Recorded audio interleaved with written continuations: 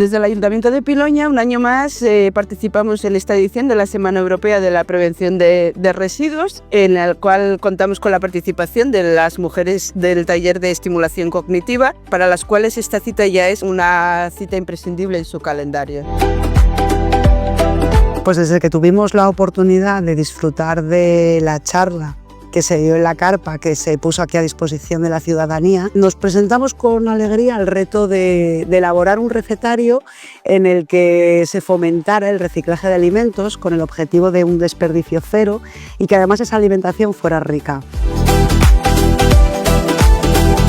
Entre todas hicimos, cada una trajo una receta. Y yo traje una tortilla de faves, que fue una receta muy antigua que me la dio mi suegra, pues por lo menos tiene 60 años o más, y yo a día de hoy la sigo haciendo.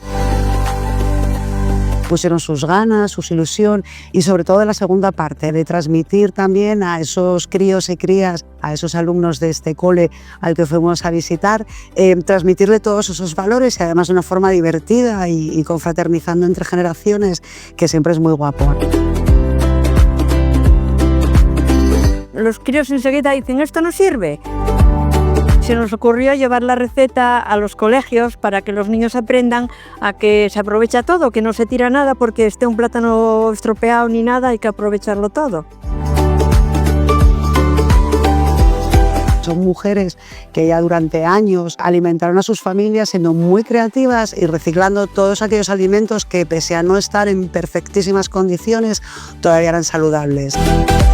Enseñar al que no sabe es obra de caridad. Aprovechar lo aprovechable es una virtud singular.